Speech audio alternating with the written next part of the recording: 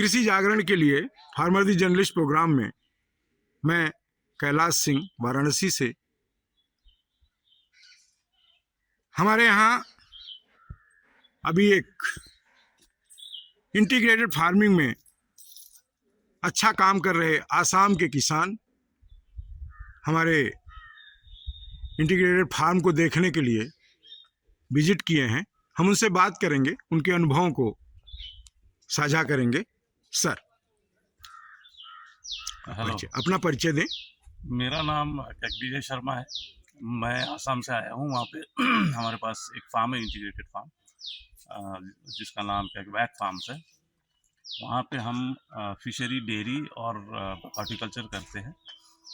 अब हमने तो ये क्या कि 2-3 साल पहले शुरू किया था, लेकिन अब उसको फैलाने जा रहे हैं। तो फैलाने से पहले हमको देखना था। हम पूरा इंडिया घूम रहे हैं अभी फ़िलहाल तो यहाँ पे हैं वाराणसी में। फिर हम आगे भी जाएंगे। हमको देखना था कि लोग और एरियाज़ में और जगह मतलब किस तरीके से ये काम कर रहे हैं।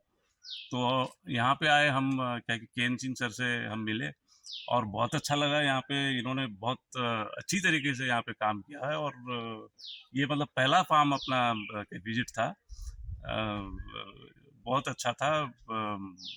और यहाँ पे इन्होंने जो फिशरीज़ के बारे में हमको स्पेशली जो इंसाइट्स दिए हैं, वो तो एक्सेलेंट, मतलब आउट ऑफ द वर्ल्ड था।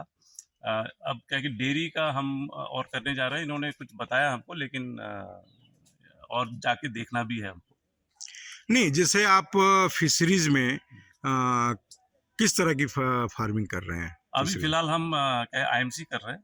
और हमने जब शुरू किया था तो काफ़ी सारी हमने मतलब गलतियाँ की, तो जिसकी वजह से कुछ हुआ नहीं। मतलब पहला साल तो पूरा ही लॉस था और उसके सेकंड साल भी लॉस ही था। ये 3rd ईयर रनिंग है। अभी हमने उसमें और वो क्या इम्प्रूवमेंट्स की हैं, लेकिन अभी भी काफ़ी नहीं है। अभी बहुत कुछ करना बाकी है। देखिए, जब तक आप किसी भी चीज़ को स्टडी करके नहीं करेंगे तब तक तो उसका रिजल्ट नहीं आता, पहली चीज़। दूसरी चीज़, जो किसी भी चीज़ को हम करने जा रहे हों उसके बारे में हमें बिल्कुल जानकारी भी होनी चाहिए।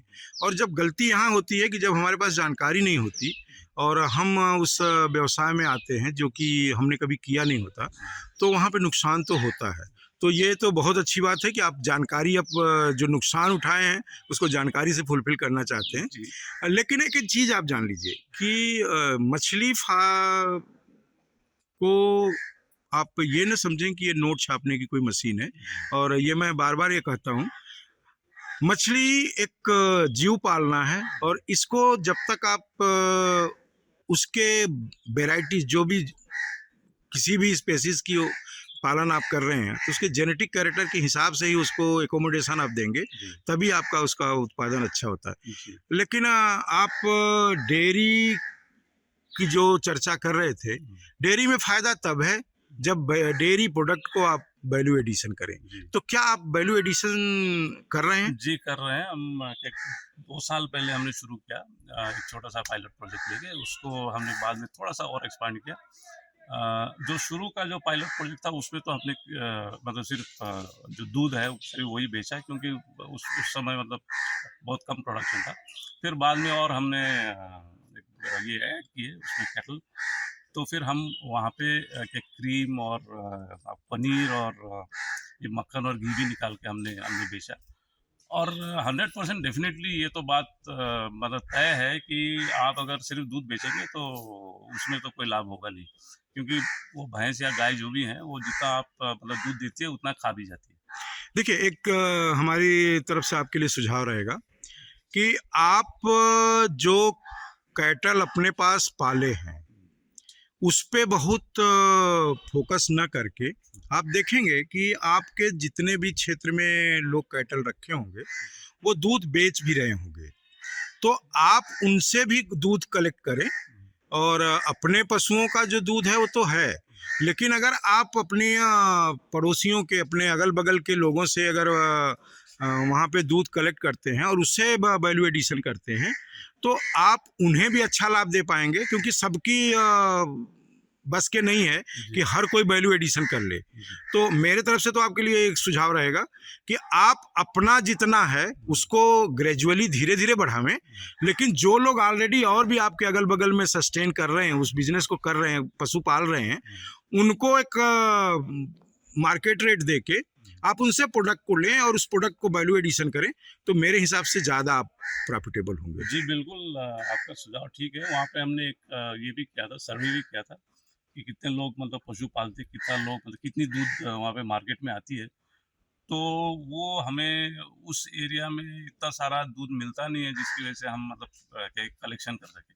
और उसकी वजह ये है कि पहले वहाँ पे लोग पशु पालते थे, लेकिन उनको उनको कुछ मतलब फ़ायदा नहीं हुआ, तो ये और एरिया में घुस गए, जैसे कि मतलब चाय की का उत्पादन जो है। बिल्कुल, तो देखिए इसीलिए मैं कह रहा हूँ कि जब आप उन्हें अच्छे दाम देंगे जी, और वो अगर पशु पाल रहे हैं और उनको उसका सस्टेनेबल रेट मिल रहा है, तो आप जान लें कि वहाँ पे फिर से लोग पशु पालने लगेंगे।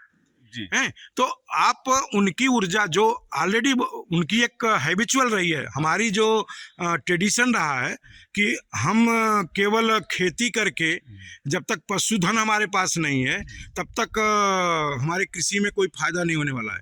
हमारे यशस्वी प्रधानमंत्री जी का जो कहना है कि अगर किसाई की आय दूनी करनी है तो उसे मत्स्य पालन भी अपनाना पड़ेगा, उसे पशुधन को भी बढ़ाना पड़ेगा, उसे बाग बगीचे भी लगाने पड़ेंगे, फल उत्पादन भी करना पड़ेगा। केवल ग्रेन उत्पादन करके, केवल अनाज उत्पादित करके आप इसमें बहुत ज़्यादा फायदा नहीं ले सकते।